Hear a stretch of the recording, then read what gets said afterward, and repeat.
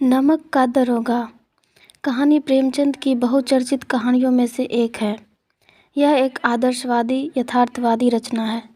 कहानी में पंडित अलोपी दीन धन की ताकत का प्रतिनिधित्व करने वाला पात्र है, जबकि कर्मयोगी मुंशी वंशीधर धर्म का प्रतिनिधित्व करने वाला पात्र है। कहानी का सार इस प्रकार से है। अंग्रेजी शासन में जब से नमक पर कर लगाया और नमक का नया विभाग बना एवं प्रकृति द्वारा दी गई वस्तु के प्रयोग करने का निषेध किया गया, तब से लोगों ने अनेक प्रकार से चोरी छिपे व छल प्रपंच से रिश्वत देकर नमक का व्यापार आरंभ कर दिया। इससे अधिकारियों को लाभ हो रहा था। लोग पटवारीगिरी छोड़कर नमक विभाग में नौकरी करना चाहते थे। इसके दरोगा पद के लिए वकीलों का भी मन ललचा जाता था। ऐसे में वंशीधर एक शिक्षित युवक नौकरी की तलाश में घर से निकला तो उस समय उसके घर की आर्थिक स्थिति अच्छी नहीं थी। परिवार कर्ज से दबा हुआ था। उसके पिताजी तो उसे ऐसी नौकरी करने का परामर्श देते थे जिसमें वेतन भले ही कम हो किंतु रिश्वत का जुगाड़ अवश्य हो। किंतु वंशीधर इस विचार से सहमत नहीं थे। वह धार्मिक प्रवृत्ति वाला युवक था। उसके पिता ने रिश्वत लेने के लिए कई बातें बताई और सावधानी से काम निकालने के मंत्र भी दिए। उपदेश के पश्चात आशीर्वाद भी दिया। वंशीधर घर से शुभ घड़ी में निकले थे और नमक विभाग में दरोगा के पद पर नियुक्त हो गए। वेतन अच्छा और ऊपर की कमाई का तो ठिकाना ही नहीं। उसके वृद्ध पिता मुंशी जी को जब यह समाचार मिला तो उनकी खुशी का ठिकाना ना रहा। पड़ोसियों को भी जलन होने लगी। वंशीधर ने शीघ्र ही पद संभाला और पूरी ईमानदारी से अपना कार्य करने लगे। कुछ ही समय में उसने अपनी कार्यकुशलता और अच्छे व्यवहार से बड़े बड़े अधिकारियों का विश्वास जीत लिया। नमक के दफ्तर से 1 मील की दूरी पर जमुना बहती थी, जिस पर नाव का पुल बना हुआ था। एक बार जाड़े की रात में दरोगा वंशीधर को पुल पर से गाड़ियों के गुजरने की आवाज़ सुनाई दी। उन्हें संदेह हुआ कि कुछ तो गड़बड़ है। वह तुरंत तैयार हुए और घोड़े पर सवार होकर नदी के पास पहुंच गए। वहां उन्हें गाड़ियों की एक लंबी कतार दिखाई दी। उन्होंने डांट कर पूछा, किसकी गाड़ियां हैं?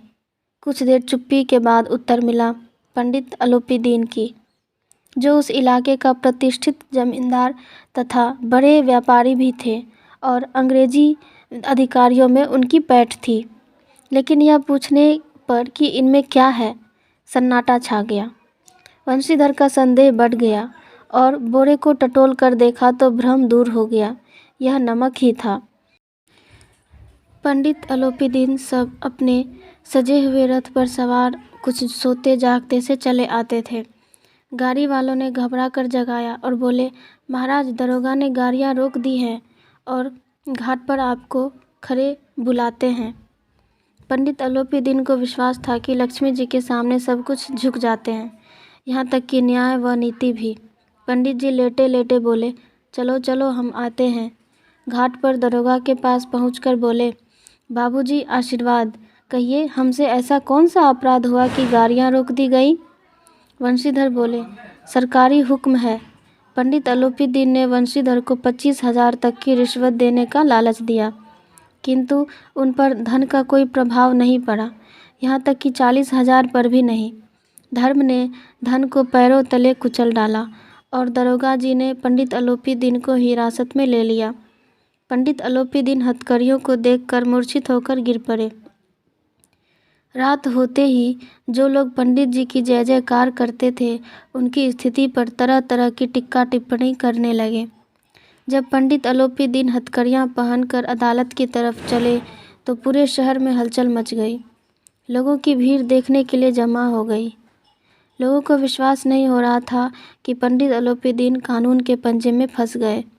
उसी समय वकीलों की एक फौज उनकी सहायता के लिए प्रस्तुत हो गई। अब धन और धर्म में युद्ध आरंभ हो गया था। वंशीधर चुपचाप खड़े थे। उसके पास सत्य के सिवाय दूसरा कोई बल नहीं था। उनकी तरफ गवाह भी डवाडोल हो रहे थे। मुकदमा डिप्टी मजिस्ट्रेट की अदालत में पेश हुआ और कुछ ही क्षणों में पंडित अलोपी दीन को रिहा कर दिया गया। उनके समक्ष में मजिस्ट्रेट ने भी लिख दिया कि वे भले आदमी हैं उनके खिलाफ दिए गए प्रमाण निर्मूल हैं। नमक दरोगा वंशीधर के लिए भी कहा गया कि हम प्रसन्न हैं। वह अपने काम के प्रति सजग और सचेत हैं। उन्हें भविष्य में सचेत रहने को कहा गया। जब पंडित अलोपीदीन मुस्कुराते हुए अदालत से बाहर निकले, सभी लोग उनकी तारीफ कर रहे थे।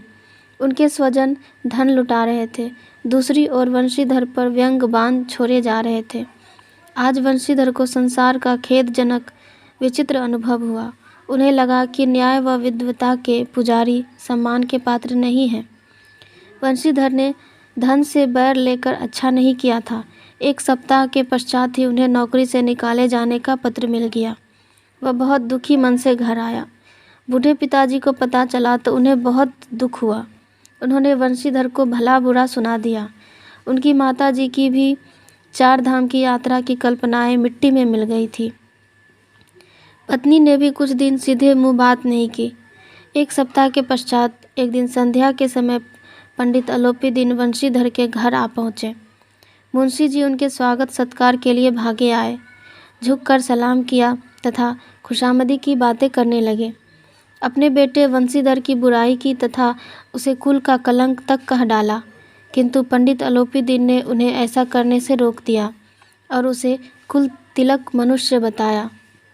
उन्होंने वंशीधर को अपने कारोबार की अस्थायी मैनेजर नियुक्त करने के लिए विनम्र भाव से प्रार्थना की। यह सुनकर वंशीधर के मन का मैल भी धुल गया। पंडित अलोपीदीन ने वेतन के अतिरिक्त हर सुविधा देने का वायदा भी किया। पंडित जी ने अपराध बोध से भरी हुई वाणी में निवेदन करते हुए कहा कि परमात्मा से यही प्रार्थना है कि आपको सदैव वही नदी के किनारे वाला बेमुरव्वत उदंड कठोर किंतु धर्मनिष्ठ दरोगा बनाए रखें।